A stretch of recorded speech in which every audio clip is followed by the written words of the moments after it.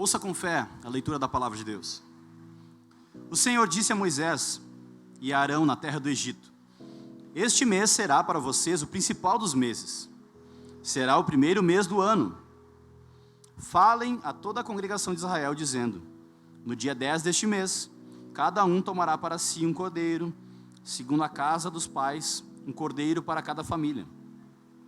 Mas se a família for pequena para um cordeiro, então o chefe da família convidará o seu vizinho mais próximo, conforme o número de pessoas, conforme o que cada um puder comer. Por aí vocês calcularão quantos são necessários para o cordeiro. O cordeiro será sem defeito, macho de 1 ano, podendo também ser um cabrito. Vocês guardarão o cordeiro até o 14º dia desse mês. E todo o ajuntamento da congregação de Israel o matará no crepúsculo da tarde. Prestem bem atenção nesse versículo. O matará no crepúsculo da tarde. Pegarão um pouco de sangue e o passarão nas 2 ombreiras e na viga superior da porta, nas casas em que o comerem. Naquela noite comerão a carne assada no fogo, com pães sem fermentos e ervas amargosas. Não comam do animal nada cru, nem cozido em água, porém assado ao fogo, a cabeça e as pernas e as vísceras. Não deixem nada do cordeiro até pela manhã. O que porém ficar até pela manhã, queimem. É assim que vocês devem comê-lo, já prontos para viajar, com as sandálias nos pés e o cajado na mão. Comam depressa. Essa é a Páscoa do Senhor.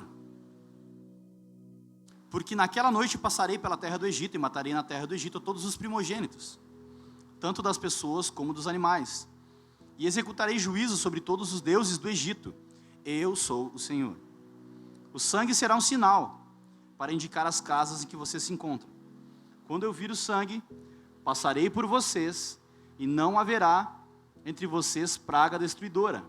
Quando eu ferir a terra do Egito, este dia lhe será por memorial. E vocês o celebrarão como festa ao Senhor. De geração em geração, vocês celebrarão esse dia por estatuto perpétuo. Até aí. Senhor, nós dependemos, Senhor, do auxílio do Teu Espírito Santo, para que essa mensagem seja entendida com clareza, com profundidade, Deus, e não só intelectualmente, mas espiritualmente, Deus. Que a Tua palavra, Senhor, encontre os alvos que são os corações daqueles que estão aqui, Senhor, gerando transformação, santificação e, por que não, Senhor, conversão nessa noite. Que haja salvação nessa casa. Essa é a nossa oração, Deus. Dependente do Teu Espírito, nós oramos em nome de Jesus. Amém e amém. Amém? Você pode tomar o seu assento.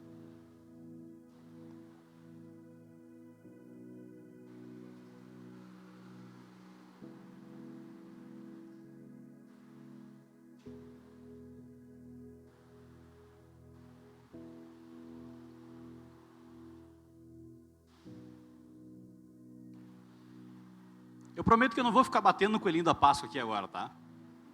Eu vou dizer que não pode comer chocolate, não é nada disso.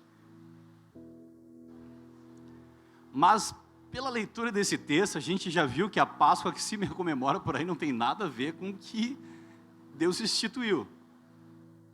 Aliás, não tem nenhuma simbologia, não tem quase nada a ver uma coisa com a outra.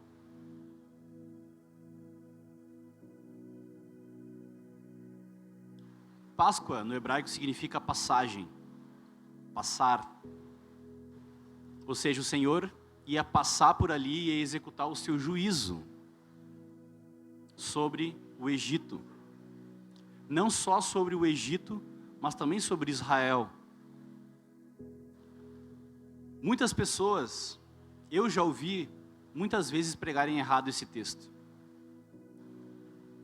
Eu já vi muitas pessoas dizerem que o povo de Deus era o povo escolhido, era um povo bom no meio do Egito que era ruim, e por isso que Deus não executou o seu juízo sobre os judeus. Mas isso não é verdade. A verdade é que o povo judeu era tão idólatra quanto o povo egípcio. E se Deus executasse o seu juízo sem que houvesse alguém para salvar esse povo, ou algo para salvar esse povo, os primogênitos dos judeus também morreriam. O povo judeu estava há 400 anos no deserto. No deserto não, 400 anos no Egito. 400 anos no deserto é ruim, né? No deserto é bucha. 400 anos no Egito, sob escravidão. E o povo judeu tinha se corrompido com os deuses do Egito. O que a gente pode aprender aí? Primeiro, que nós somos, de certa maneira, influenciáveis. Nós somos influenciáveis. Sempre tem aquele que fala que, não, eu não sou influenciável. Né? Sou eu que influencio. Mas todos nós somos influenciados por alguém. Uma vez eu vi o Leandro Carnal, filósofo, que ele não seguia ninguém no Instagram, né? O perfil dele não seguia ninguém no Instagram. E perguntaram para ele por que ele não seguia ninguém, porque ele falou, e ele respondeu mais ou menos assim, ou você influencia ou você é influenciado. E eu estou aqui para influenciar. Mas com certeza o Leandro Carnal foi influenciado por muitos dos livros que ele já leu ao longo da sua vida. E todos nós, de alguma maneira, somos influenciados. O povo de Israel também foi influenciado pela idolatria, pelo politeísmo do Egito. E quando a gente faz uma leitura de um texto narrativo que está contando uma história, a gente não pode, não que não possa, você até pode ler a Bíblia como um livro histórico. Mas quando a gente lê uma narrativa, quando a gente lê a Bíblia como palavra de Deus, lê uma narrativa, lê uma história, eu preciso identificar nessa narrativa quem eu sou nessa história. O que a minha vida tem a ver com os egípcios, né, com os judeus, há mais de 4.000 anos atrás? O que a minha vida, né, brasileiro, tupiniquim, século 21, tem a ver com os judeus presos no Egito há 4.000 anos atrás? Tem tudo a ver. Tem tudo a ver. Nós somos esse povo que representa o povo judeu. Quando nós ouvimos o Evangelho e cremos no Evangelho, nós nos tornamos participantes da aliança de Deus. Nós passamos a fazer parte do povo de Deus. Então isso nos inclui na história como povo de Deus. Então, à luz dessa história, nós precisamos entender como ela reverbera e toca a nossa vida. E eu quero ir bem pausadamente, eu não sei se vocês já ouviram alguma pregação desse texto, sobre a Páscoa. Provavelmente vocês já ouviram alguma pregação de Páscoa, mas nesse texto, por que foi morto o cordeiro, especificamente, vai ser algo bem profundo. E eu queria que você prestasse muita atenção. Não é algo fácil, eu preciso da atenção de vocês. Não é um texto lá muito fácil, então eu preciso que você me acompanhe no texto. Aqui no versículo 2 ele diz assim: esse mês será para vocês o principal dos meses, será o primeiro mês do ano. Falem a toda a congregação de Israel, dizendo: no dia 10 desse mês, cada um tomará para si um cordeiro, segundo a casa dos pais, um cordeiro para cada família. Mas olha só que interessante. Esse mês será para vocês o principal dos meses. Será o primeiro mês do ano. O que Deus está colocando aqui é um marco histórico para o povo judeu. Quando nós estamos no nosso dia a dia, a nossa agenda é determinada pelo nosso trabalho, pela nossa faculdade, e a agenda do povo judeu era a agenda do faraó. Eles trabalhavam, eram escravos no Egito. E a partir de agora, Deus estava dizendo que a partir desse momento, eles não seriam mais escravos. Que a partir desse momento, eles teriam um calendário próprio. A vida deles vai correr num ritmo diferente a partir de agora. Porque agora o Senhor deles não é mais Faraó, mas é o Senhor Deus. É o nosso Deus. E isso acontece quando nós nos convertemos, ou deveria acontecer quando nós nos convertemos. Outra coisa que talvez seja uma desilusão para todos vocês aqui, muitos já falaram sobre isso, que Deus libertou o povo do Egito para que o povo fosse livre. E essa não é a verdade. Deus libertou o povo da escravidão do faraó e do Egito, do império das trevas, para ser servo do Senhor Deus. Deus não te libertou do mundo para você ser livre. Deus te comprou com o seu sangue para que você seja propriedade exclusiva de Deus. Não tem amparo bíblico para você dizer que Deus te libertou para que você seja livre. Agora nada mais me impede de ser feliz. Não é isso que a Bíblia diz. A Bíblia diz que ser servo de Deus é motivo de grande alegria. Que Deus transborda o nosso coração de gratidão, de alegria e de satisfação quando nós fazemos uma aliança com esse Deus e nós servimos a esse Deus. É isso que a Bíblia diz. Então, se falaram para você, em algum momento, que Deus te tirou do mundo para que você seja verdadeiramente livre, não sei não, hein?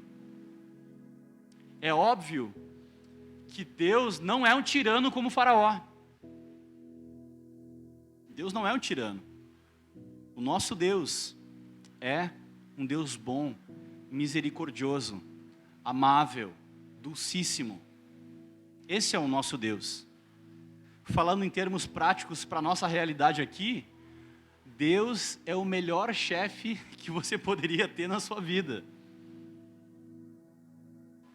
Mas Ele continua sendo chefe. Continua sendo chefe. Nós continuamos tendo responsabilidades, obrigações.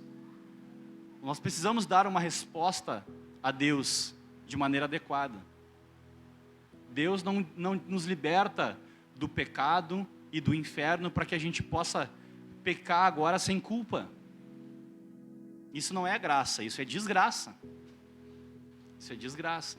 A verdadeira graça é a graça que nos liberta da escravidão do pecado, representado aqui pelo Egito, pelo faraó. É isso que representa.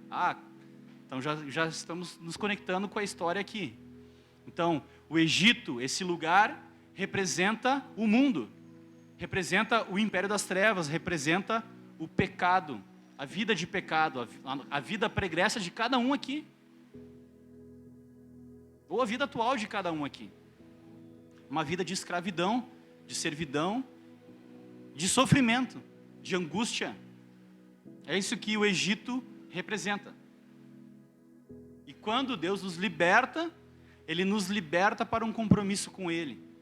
E um compromisso que vai gerando em nós alegria, satisfação, prazer, plenitude e salvação. Então, a nossa agenda passa a ser diferente. É por isso que domingo à noite, os servos do Senhor estão aonde? Aonde Ele deseja que nós estejamos, na igreja, com o seu povo reunido, adorando a Deus. Esse é o lugar de quem entendeu que foi liberto das trevas e agora pertence ao Senhor Jesus. Amém? O nosso calendário é diferente. Agora nós temos uma agenda própria. Vocês lembram que na época, perto do Natal, a gente fala sobre o Advento, a gente está falando aqui sobre a Páscoa, bem enfaticamente, várias mensagens sobre. Existe algo chamado calendário cristão, que é a agenda de Deus. E a agenda de Deus, ela permeia todo o ano. É por isso que todos os anos nós lembramos da Páscoa, lembramos do sacrifício de Jesus, da morte substitutiva de Cristo. Nós lembramos que um dia Jesus nasceu, o Natal. Só que o que acontece? O mundo tenta ofuscar, sim, a glória e o verdadeiro significado dessas datas que são tão importantes, que inclusive foram instituídas pelo cristianismo. A Páscoa é uma festa cristã. A gente acabou de ler aqui. A Páscoa é a Páscoa do Senhor. Não é do coelhinho. E eu não estou aqui dizendo que você não pode comer um chocolate na Páscoa. Não é isso. Mas a Páscoa é o momento de nós lembrarmos do sofrimento de Cristo por nós naquela cruz. De que um cordeiro teve que ser morto no nosso lugar, para que nós tivéssemos a salvação. A Páscoa é tempo para isso. E foi Deus que instituiu a Páscoa. Inclusive em vários momentos da história de Israel, vocês viram aqui que no final ele fala assim, ó, e celebrarão como festa ao Senhor de geração em geração, vocês celebrarão esse dia por estatuto perpétuo. É uma lei, é uma obrigação, é um dever nosso como cristãos, lembrar do sacrifício de Jesus até que Ele venha. Lembrar da Páscoa. Vocês lembram que na semana passada nós celebramos a ceia? A ceia é a nossa Páscoa. E é por isso que eu estou pregando aqui a primeira Páscoa, porque como é que isso vem, como é que essa Páscoa vem parar nos nossos dias? A gente já vai chegar lá. A gente precisa entender o significado da Páscoa e está nesse texto aqui. Mas se a família for pequena para um cordeiro, então o chefe da família convidará o seu vizinho mais próximo conforme o número de pessoas, conforme o que cada um puder comer. Por aí vocês calcularão quantos são necessários para o cordeiro. Aqui tem um tiro social, né? Talvez tinham famílias que não tinham condições de ter um cordeiro. E para que ninguém ficasse de fora, aqueles que têm condições convidam aqueles que não têm condições. Esse é o princípio cristão. A salvação é para todos. É oferecida para todos. O cordeiro foi oferecido para todos. O cordeiro será sem defeito, macho de 1 ano, podendo também ser um cabrito. Vocês guardarão o cordeiro até o 14º dia deste mês. E todo ajuntamento da congregação de Israel o matará no crepúsculo da tarde. Para quem não sabe, Cristo morreu no crepúsculo da sexta-feira. Não foi? Cristo tomou a ceia do Senhor exatamente no dia 14 do mês, ou seja, a última ceia foi exatamente nesse dia, para lembrar os judeus que durante milhares de anos comemoraram uma Páscoa que não tinha poder para salvar, que apontava para uma Páscoa, né, para um cordeiro que é Jesus, futuro, que de fato traria a redenção. Então essa Páscoa tem muito sentido. Essa Páscoa, ela aponta para Jesus diretamente. É por isso que é um estatuto perpétuo. É algo que nós precisamos lembrar continuamente.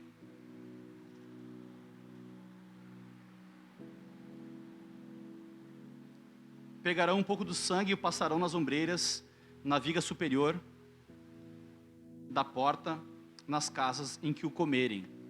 Aqui eu acho muito interessante, e surgem algumas questões importantes aqui. Foi morto o cordeiro e o sangue foi passado na verga da porta. Não sei se vocês já fizeram essa pergunta, pode até ser uma pergunta um pouco arrogante, mas será que Deus não sabia quem era do povo e quem era do Egito? Se a gente diz que Deus é onisciente, que Ele sabe de todas as coisas, será que Ele não saberia diferenciar? Por que isso então? Fica uma pergunta. A gente precisa fazer perguntas para o texto. E o texto está disposto a nos responder.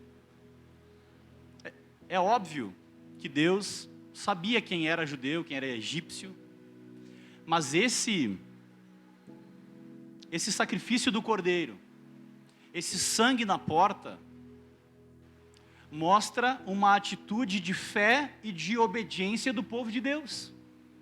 Deus está dando uma orientação: eu salvarei a todos aqueles que tananã, tananã, tananã.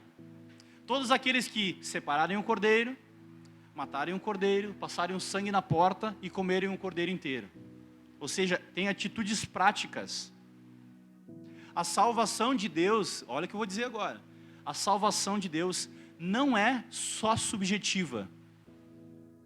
A gente fala de salvação como se fosse algo subjetivo. Fulano é salvo, fulano não é salvo. Eu tenho certeza que minha salvação não tem. Não, a salvação, ela é algo prático também. Ela tem implicações na nossa vida prática. Então existem algumas atitudes na nossa vida que demonstram sim que a gente creu no Evangelho, que a gente entendeu que Cristo morreu no nosso lugar e nós precisamos responder com obediência. Então é um ato simples e simbólico ao mesmo tempo. Quando nós participamos do povo de Deus, nós nos juntamos aqui na Santa Ceia para juntos comer o cordeiro, para juntos passar o sangue na porta das nossas casas, para juntos lembrarmos do sacrifício de Jesus. Quando a gente vem estar em comunhão com a igreja e vem participar da ceia, é isso que a gente está fazendo. Tem um quê de obediência. A salvação pela fé não é só algo subjetivo, não é algo só que se sente. Não, eu senti no meu coração que Deus me amou e que Deus me salvou. Beleza, a gente sente de fato algo profundo. De fato, Deus toca no nosso coração e nós nos emocionamos. Acontece algo em nós que vira uma chave. Mas isso também toca a nossa vida cotidiana, ou seja, nos leva a progressivamente obedecer a Deus em tudo que Ele espera de nós, porque Ele é o Senhor.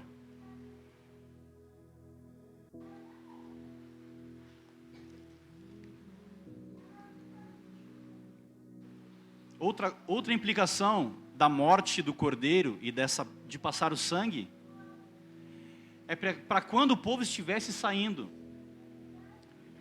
do Egito, olhasse para aquele sangue e lembrasse que alguém teve que morrer no seu lugar. Alguém teve que morrer no seu lugar para que você fosse salvo. A salvação não pode ser conquistada pelos seres humanos. Ela é de graça. A salvação é pela graça. Mas custou a vida do próprio Deus, do Cordeiro de Deus. A salvação é de graça, mas ela custou a vida de um cordeiro naquela época. Então é como se Deus fosse um dramaturgo e ali é uma peça de teatro encenando a salvação real e futura que aconteceria em Cristo, sacou? E Deus usa essa didática. Ele fez essa peça de teatro em que Ele é o diretor, Ele é o protagonista, porque Ele é o próprio Cordeiro, e o povo é coadjuvante, e participa da peça, e aprende o significado da peça, junto. E isso que aconteceu, serve como referência para nós de como acontece a salvação até hoje. Até hoje, nós estamos aqui 2000 anos depois de Cristo, lembrando de algo que aconteceu, algo que marcou a história, que marcou o povo judeu, que marcou o início da nova história do povo judeu. Sabe quando é que você se converte? Quando é que marca a sua salvação? Quando você compreende e crê que Cristo teve que morrer no seu lugar para que você fosse salvo. É isso que a Páscoa nos ensina. Cristo teve que morrer no nosso lugar para que nós fôssemos salvos. É isso que a Páscoa nos ensina. Não é que a vida é doce e nós comemos chocolate. é que a vida é dura e que sem Deus, sem a providência divina, nós estaríamos condenados. É isso que a Páscoa ensina. É outro rolê, como se diz, né? É isso que a Páscoa ensina.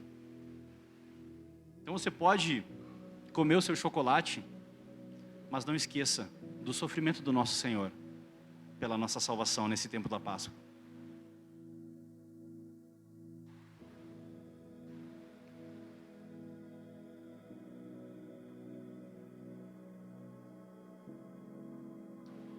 Naquela noite comerão a carne assada no fogo, com pães sem fermentos e ervas amargas. Aqui ele dá outras instruções, né? E assim que vocês devem comê-lo, já prontos para viajar com sandálias nos pés e o cajado na mão. Comam depressa. Essa é a Páscoa do Senhor. Tenho certeza que vocês já ouviram que a Páscoa dos judeus era um cordeiro e ervas amargosas. Não, aqui diz que a Páscoa é a Páscoa do Senhor. A Páscoa é um memorial da salvação de Deus, alcançando o seu povo. Isso inclui a minha e a sua vida. Amém? Amém. É o primeiro amém que eu ouvi hoje.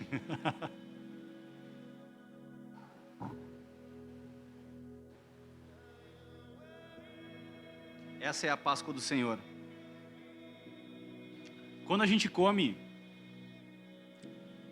a ceia, a gente participa da ceia.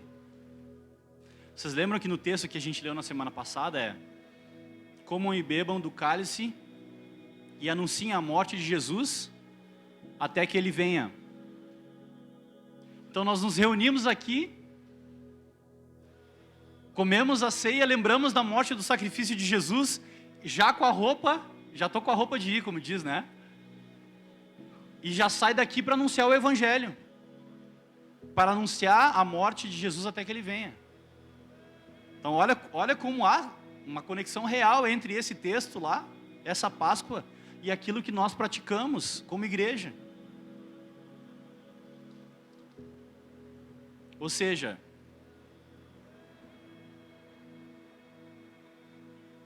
a partir do entendimento da ceia, da Páscoa, do sacrifício de Jesus, a nossa vida toma um outro sentido. Isso é conversão. A justificação pela fé, os solos cristos, essas solas que a gente gosta, a gente está, né, e lembra isso. Solos cristos é que somente através de Cristo, através do sacrifício de Jesus é possível a salvação. E isso é por graça, mediante a fé, para a glória de Deus. E quem nos anuncia isso é a Escritura, os 5 solas.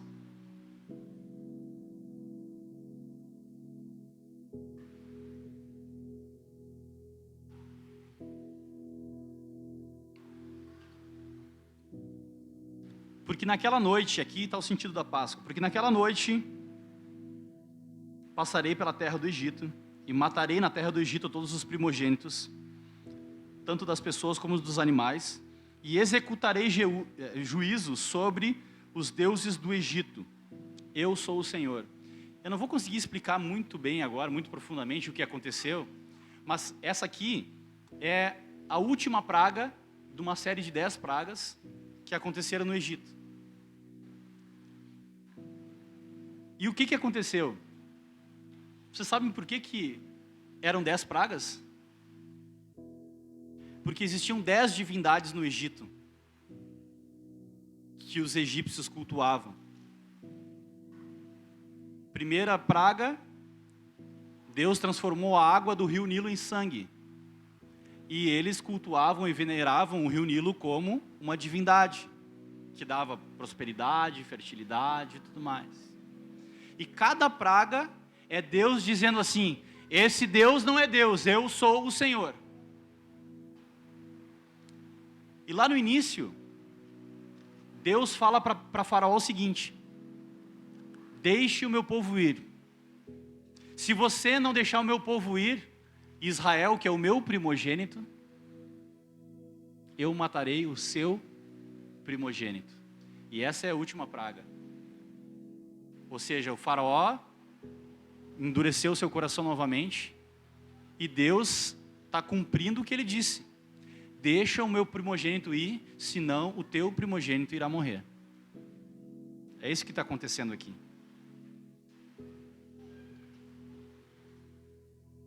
O sangue será um sinal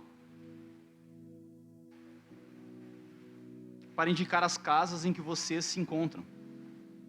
Quando eu vir o sangue, passarei por vocês e não haverá entre vocês praga destruidora, quando eu ferir a terra do Egito. Esse dia será por memorial, e vocês o celebrarão como festa ao Senhor. De geração em geração, vocês celebrarão esse dia por estatuto perpétuo. Logo em seguida, não vai dar para a gente aprofundar isso também, tem duas festas dos judeus que são no mesmo momento, que é a festa da Páscoa e a festa dos pães asmos.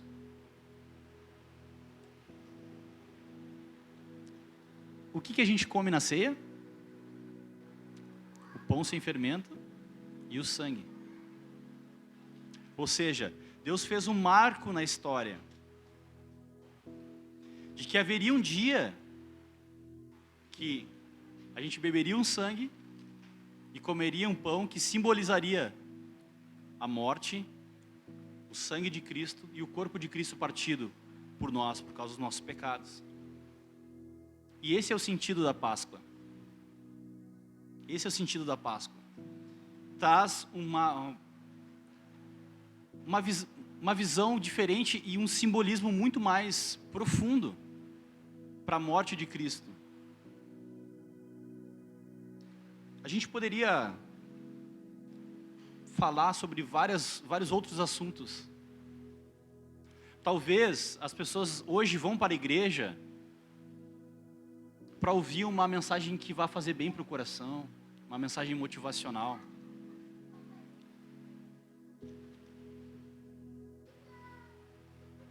E por ignorância, não é errado você buscar isso.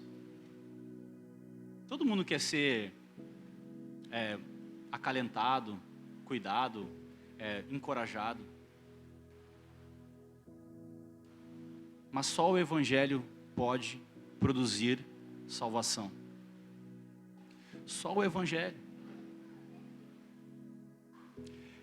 E o Evangelho, quando compreendido, ele produz tudo isso que as pessoas procuram numa mensagem coach, numa mensagem emocional, só que de maneira eficaz, duradoura e eterna. A pessoa que vai para ouvir uma mensagem motivacional, para ter o coração amaciado, dura uma semana. Aí na semana que vem ela quer de novo. E na outra semana ela quer de novo. Mas quando você compreende o Evangelho, o preço que foi pago lá naquela cruz pela sua vida, isso produz alegria, fé, esperança, duradouros.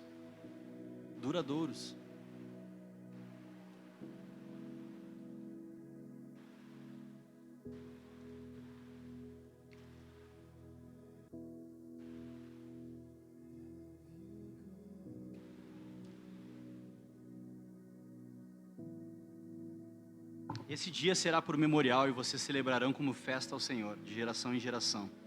Vocês celebrarão este dia por estatuto perpétuo. Por que a gente não... Eu acho que essa é uma pergunta que a gente que fica no ar também, né? Tá, beleza. Se a Páscoa não é chocolate, a Páscoa é um cordeiro, e é um churrasco de cordeiro, né? Porque é um cordeiro assado, com pães asmos e ervas amargosas. Então por que a gente não come cordeiro na Páscoa? Essa é uma pergunta possível. Não é? Por que não? Porque Cristo é esse cordeiro. Cristo é o cordeiro pascal. Essa mensagem que um cordeiro tinha que ser morto por família, e isso tinha que ser lembrado, passado sangue, isso tinha que ser feito ano após ano. Todos os anos eles lembravam disso que aconteceu. E teve momentos, e aí é que tá. Teve momentos na história de Israel que eles pararam de comemorar a Páscoa, sabia?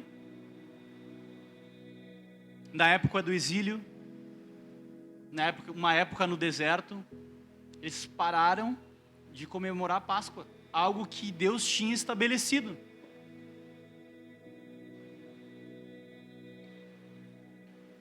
E o que aconteceu? Problema. Todas as vezes que... Vocês lembram que eu falei no início? Que Deus não nos libertou do Egito, do pecado, das trevas, para que nós sejamos livres, mas para que nós sirvamos a Deus. E aqui está as condições de Deus. Deus requer de nós, sim, obediência. Ah, mas e a graça? A graça de Deus nos dá poder para obedecer a Deus. E eu vou usar... Ah, mas será que Jesus falou sobre isso? Jesus falou sobre isso. Jesus falou assim, mas eu amo Jesus, mas eu não obedeço a lei, eu não curto muito essa parada de lei e tal. O que Jesus disse? Aquele que me ama, guarda os meus mandamentos. Foi Jesus que falou isso. Não foi invenção dos judeus, não é o Velho Testamento, é Novo Testamento. Jesus falou que uma pessoa que verdadeiramente ama Ele, tem um compromisso com Ele, entendeu que Ele é o Cordeiro de Deus que tira o pecado do mundo, que Ele deu a vida em resgate de nós. A forma de amar Jesus é observando e obedecendo os seus mandamentos. Lembra que eu falei que tem implicações práticas para a nossa vida? Que a fé não é só subjetiva, a fé é prática. Aliás, lá em Tiago fala que a fé sem obras é morta. Pô, se a fé sem obras é morta, tem que ter uma resposta, tem que ter alguma... Como é que é essa resposta? Que resposta é essa? É obedecer os mandamentos de Deus. É obedecer a Deus. Hoje a gente vive dias difíceis. Dias em que as pessoas relativizam aquilo que Deus diz na sua palavra. E por que a gente está lendo esse texto aqui? Porque talvez na sua cabeça pode estar pensando que isso não tem nada a ver conosco aqui. Mas Deus está dizendo para nós que tem tudo a ver com a nossa história. Tem tudo a ver conosco. Nós estamos guardados em Deus, se nós o obedecemos. E quando nós desobedecemos voluntariamente a Deus, acontece o juízo de Deus. O que Ele está dizendo com a Páscoa é o seguinte: se vocês ouvirem a minha voz e me obedecerem, vocês estarão guardados debaixo das minhas asas. A calamidade, a morte não entrará na casa de vocês. Agora, se vocês forem incrédulos e relativizarem aquilo que eu digo na minha palavra, a morte entrará na casa de vocês como entrou na casa dos egípcios. É isso que esse texto está dizendo. Então, por favor, não relativize a Bíblia. Não ache que a Bíblia é uma historinha de 4.000 anos atrás, um livro antigo, empoeirado, que não toca a nossa vida nos dias de hoje. A Bíblia é a palavra de Deus, a Bíblia é a verdade de Deus, e a verdade de Deus, ela é eterna. A Bíblia é eterna. Se nós olharmos para a palavra de Deus e olharmos para a sociedade hoje, a gente vai chegar rapidamente a uma conclusão de que a Bíblia tem razão. Então como é que a gente relativiza isso? Se aqui está a orientação para a nossa vida, para uma vida de abundância. E olha que contrassenso, a gente quer ter uma vida abençoada por Deus. Olha só, se a gente para pensar nas coisas, a gente fala, meu Deus. A gente quer ter uma vida abençoada por Deus. Quer que o mal não toque na nossa casa. Quer prosperar financeiramente. Mas a gente não obedece os princípios de Deus. Tu entendeu? Não tem uma resposta adequada. Como? Vou trazer uma aplicação prática. Vou falar sobre prosperidade agora, tá? Eu pego e dou R$200 na mão do Noah. Ele vai lá e compra tudo de bala fine aqui na esquina. É bom bala fine, né? Tu acha que eu vou dar R$200 na mão dele de novo? Não. Porque só se eu for um idiota, né? Vocês acham que Deus é idiota? Então vocês acham que Deus vai prosperar alguém que vai ser infiel? Que vai pegar a bênção de Deus, o dinheiro que Deus deu para você e vai se ausentar da igreja, vai usar esse dinheiro de maneira, né, ilícita, vai usar esse dinheiro como pretexto para pecar, vai abandonar a comunhão da igreja, não vai mais servir na igreja, vai pegar o dinheiro, vai estar com a conta cheia de dinheiro, vai viajar para lá e para cá e dando-se o culto no domingo. Será que Deus vai abençoar uma pessoa assim? A resposta é não, porque Deus não é burro, é lógico, é lógico. Então Deus quer nos levar à obediência, Deus quer nos ajudar a obedecer a Ele, porque a melhor coisa que nós podemos fazer é obedecer a Deus. E quando a gente obedece a Deus, é óbvio que Deus é bondoso, gracioso e misericordioso. Mas a gente precisa romper essa barreira de incredulidade, de não obedecer a Deus, de dizer que crê, mas isso não se concretiza em atitude. Entendeu? Então esse sacrifício lá era uma atitude de obediência que proporcionava uma bênção. Existe uma resposta adequada. Isso não é salvação pelas obras. A salvação nós já recebemos de Deus. Esse cordeiro que foi morto foi Cristo que obedeceu no nosso lugar. Cristo morreu no nosso lugar. Mas a partir desse marco, nós precisamos aprender a viver uma vida de obediência igual a Cristo. Isso é ser cristão. Não é só usufruir da graça de Deus, da bênção de Deus, que Cristo comeu as ervas amargosas e foi assado no fogo do sofrimento. E é por isso que a gente não assa um cordeiro, não come ervas amargosas, porque as ervas amargosas e o fogo foram para Jesus. Foi o sofrimento que Ele passou para nos livrar da condenação. Então, quando a gente come o pão e bebe o cálice, a gente está lembrando do sofrimento que foi necessário e da obediência de Jesus em nosso lugar, para que a gente seja salvo. E a única resposta adequada é a obediência a Deus, é um compromisso, uma aliança com Deus. Esse é o significado da Páscoa. Cristo morreu no nosso lugar, e isso fez com que nós fizéssemos parte do povo de Deus, e isso nos livrou do juízo de Deus. Agora nós somos o povo de Deus. Só que não adianta nós nos transformarmos em povo desobediente de Deus. Aí a história de Israel daqui para frente é exatamente isso, é cíclico. Obedece de vez em quando, é abençoado. Começa a desobedecer, esquece da Páscoa, esquece de Deus, esquece do que Deus falou, começa a dar problema. E essa é a nossa vida. É por isso que a nossa vida tem tudo a ver com o povo judeu. Nós somos iguaizinhos. Às vezes a gente pensa, né? Mas esse povo judeu era coração duro, né? Cabeça dura, né? Igualzinho a gente. É por isso que nós viemos aqui no domingo, ouvir a palavra de Deus, lembrar do sacrifício de Deus, lembrar da Páscoa do Senhor, para que a gente possa viver uma vida de resposta adequada a esse sacrifício. Amém? Vamos fechar os nossos olhos?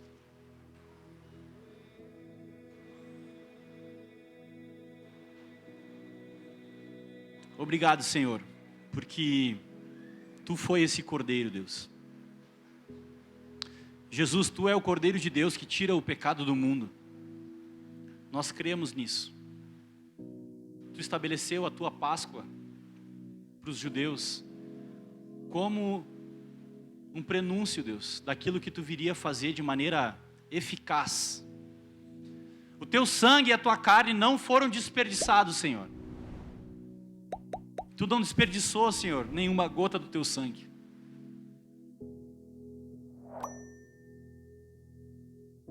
Nós Te agradecemos por esse sacrifício. Te agradecemos porque Tu és a nossa Páscoa. E todas as vezes que nós estamos aqui como igreja, nós lembramos do teu sacrifício por nós. Nós cantamos aqui, Senhor. Sangrou para me estancar, chorou para me acalmar, perdeu para que eu pudesse ganhar. Tomou por sendo seu o peso que era meu.